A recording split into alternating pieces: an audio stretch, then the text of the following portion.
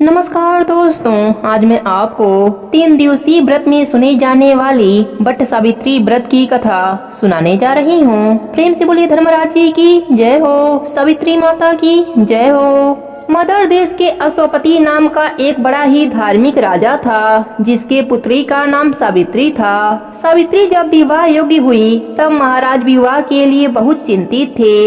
एक दिन उन्होंने सावित्री को बुलाकर कहा, पुत्री, तुम अत्यंत विदुषी हो, अतः अपने अनुरूप पति की खोज तुम स्वयं ही कर लो।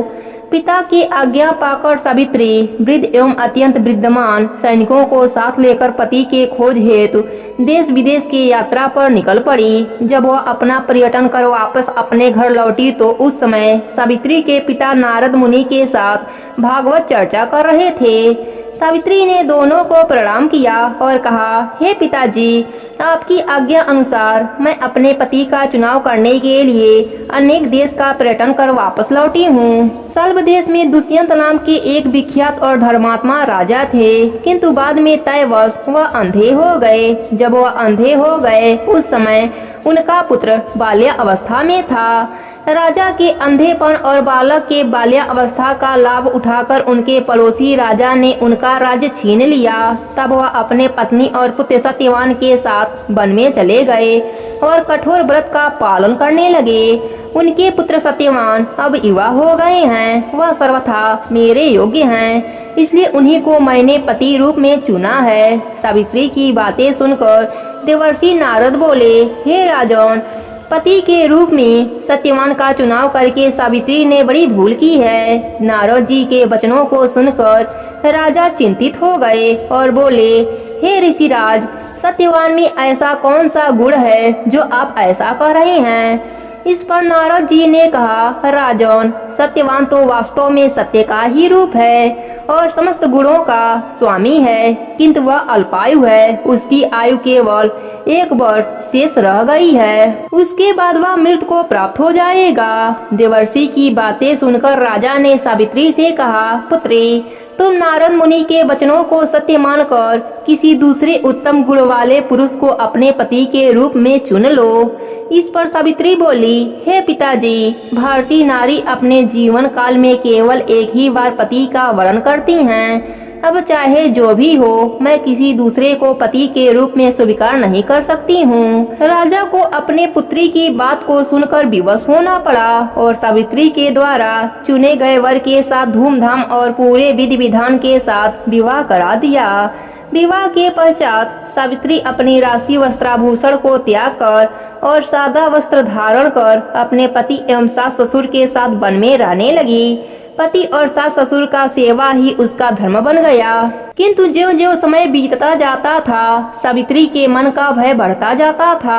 अंततः वह दिन भी आ गया जिस दिन सत्यवान की मृत्यु निश्चित थी। उस दिन सावित्री ने निश्चय लिया कि वह आज अपने पति को एक पल के लिए भी अकेला नहीं छोड़ेगी।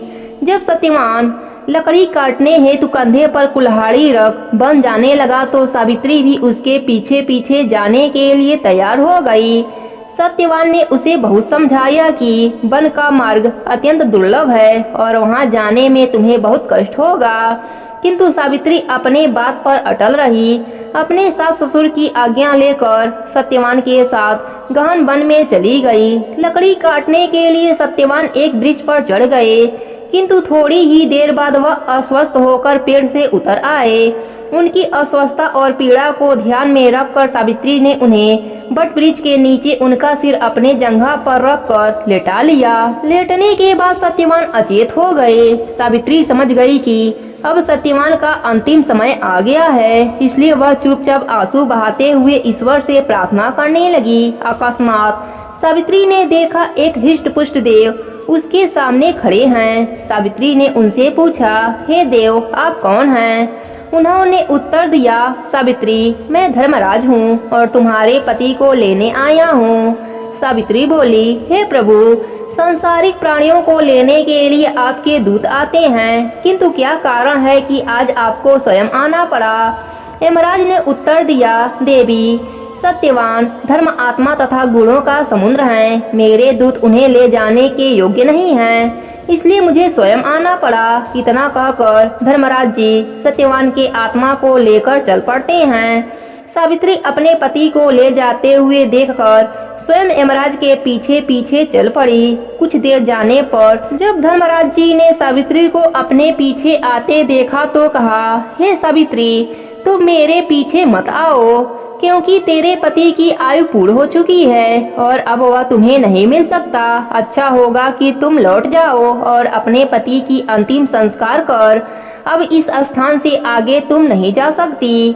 सावित्री बोली, हे प्रभु, भारतीय नारी होने के नाते पति का अनुगमन ही मेरा धर्म है और मैं इस स्थान से आगे तो क्या आपके पीछे पीछे आपके लोक तक जा सकती हूँ, क्योंकि मेरे पति व्रत धर्म से मेरी गति कहीं भी रुकने वाली नहीं है। धर्मराज जी बोले, सावित्री, मैं तेरे पति व्रत धर्म से अत्यंत प्रसन्न हूँ, इसलिए तुम सत्यवान के जीवन को छोड़कर चाहे कुछ भी वरदान मांग ले। तब सावित्री ने वर में अपने ससुर की आंखें मांग ली। धर्मराज जी ने तथास्तु कहा, लेकिन वह फिर भी उनके पीछे पीछे चलने लगी।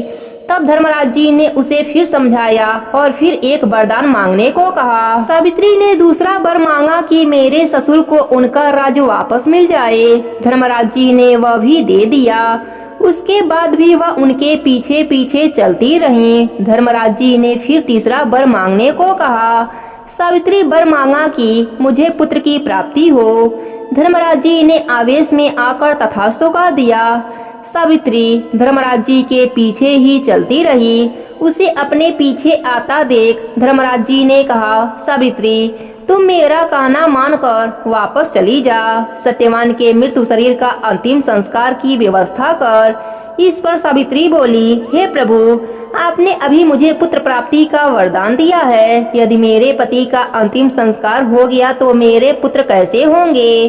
सावित्री के वचनों को सुनकर धर्मराज जी आश्चर्य में पड़ गए और अंत में उन्होंने कहा, सावित्री, तुम अत्यंत विदुषी और चतुर हो। तुम अपने वचनों से मुझे चक्कर में डाल दिया। तुम पतिव्रता है, इसलिए जा, मैं सत्यवान को जीवन दान देता हूँ। इतना कहकर धर्मराज जी वहाँ से अंतर ध्यान हो गए और सावित्री वापस सत्यवान के शरीर के पास लौट आई। सत्यवान जीवित हो गए। उनके पिता का खोया हुआ राज्य वापस मिल गया। धर्मराज जी और सावित्री की इस कथा को सुनने से अमर सुहाग का वरदान मिलता है। प्रेम से बोलिए धर्मराज जी की जय हो, सावित्री माता की जय हो। अब सुनते हैं व्रत को पूर्ण करने वाले गणेश भगवान की कहानी। प्रेम से बोलिए गणेश भगवान की जय हो। एक गांव में एक अंधी बुढ़िया माई रहती थी। वह भगवान गणेश की परम भक्त थी। आँखों से भले ही दिखाई नहीं देता था, परंतु वह सुबह शाम गणेश वंदना में मग्न रहती थी। गणेश जी बुढ़िया माई के भक्ति से बड़े ही प्रसन्न हुए। उन्होंने सोचा, यह बुढ़िया माई मेरा नित्य नियम निभाती है, परंतु बदले में कुछ भी नहीं मांगती। भक्ति भाव का फल तो उसे मिलना ही चाहिए। ऐसा सोचकर गणेश भगवान एक दिन बुढ़िया के सम्मुख प्रकट हुए तथा बोले, बुढ़िया माई, तुम मेरी सच्ची भक्त हो, तुम मेरा नित्य नियम निभाती हो, मैं उससे बहुत ही प्रसन्न हूँ, अतः तुम जो वरदान चाहो हमसे मांग सकती हो। बुढ़िया माई बोली, प्रभु, मैं तो आपकी भक्ति प्रेम भाव से करती हूँ, मांगने का तो मैंने कभी सोचा ही नहीं, अतः मुझे कुछ नहीं चाहिए। गणेश भगवान पुनः बोले, मैं वरदान देने के लिए आया हूँ। बुढ़िया माई बोली, मुझे मांगना तो नहीं आता, अगर आप कहें तो कल मांग लूँ, तब तक मैं अपने बेटे व बहू से भी सलाह कर लूँगी। गणेश भगवान कल आने का वादा करके अंतर ध्यान हो गए। बुढ़िया माई का एक पुत्र व बहू थे। बुढ़िया ने सारी बात उनसे बताई और सलाह मांगी। बेटा बोला, माँ, तू गणेश भगवान से ढेर सारा पैसा मांग लो, हमारी गरीबी दूर हो जाएगी, सब सुख चैन से रहेंगे। बुढ़िया माई की बहू बोली, नहीं माँ जी, आप पोते पोती का वरदान मांगे, वंश को आगे बढ़ाने वाला भी तो कोई चाहिए। बुढ़िया माई बेटे व बहू की बात सुनकर सोचने लगी, यह दोनों तो अपने अपने मतलब की बातें कर रहे हैं। फिर बुढ़िया माई ने अपने पड़ोसन से सलाह लिया। पड़ोसन ने कहा, तुम्हारी सारी जिंदगी दुखों में कटी है, अब जो थोड़ा सा जीवन बचा है वह तो सुख से व्यतीत हो जाए।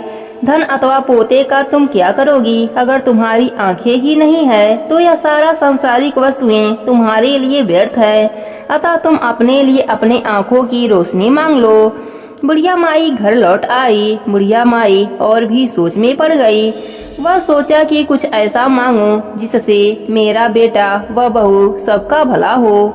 लेकिन ऐसा क्या हो सकता है? बुढ़िया माई कभी कुछ मांगने का मन बनाती तो कभी कुछ, परंतु कुछ भी निर्धारित ना कर सकी। दूसरे दिन पुनः गणेश भगवान प्रकट हो गए तथा बोले, बुढ़िया माई तुम अपना वरदान मांग लो। गणेश भगवान के पावन वचन सुनकर बुढ़िया माई बोली, यदि आप मुझसे प्रसन्न हैं तो कृपया मुझे मन इच्छित वरदान दीजिए। मैं अपने पोते को सोने के गिलास से दूध पीते हुए देखना चाहती हूँ। बुढ़िया माई की बातें सुनकर गणेश भगवान उसके सादगी व सरलता पर मुस्कुरा दिए और बोले, तुमने तो मुझे ठग ही लिया। मैंने तुम्हें एक वरदान मांगने के लिए बोला था, परंतु तुमने तो एक वरदान में ही सब कुछ मांग लिया। तुमने अपने लिए लंबी उम्र मांग ली, आंखें मांग ली, बेटे के लिए धन व बहू के लिए पोता भी मांग लिया। पोता होगा, ढेर सारा पैसा होगा, तभी तो वह सोने के गिलास में दूध पिएगा। पोते को देखने के लिए तुम जिंदा रहोगी, तभी तो देख पाओगी। अब देखने के लिए आंखों की रोशनी भी देनी पड़ेगी।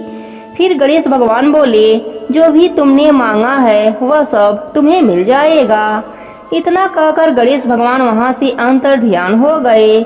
गणेश भगवान की कृपा से बुढ़िया माई का घर अन्य धन पोता पोती से भर गया। हे गणेश जी महाराज, अपने सभी भक्तों पर अपनी कृपा बनाए रखना। कहानी अधूरी हो तो पूरी करना, पूरी हो तो मान रखना, सबके व्रत को पूर्ण करना। प्रेम से बोले गणेश भगवान की जय हो।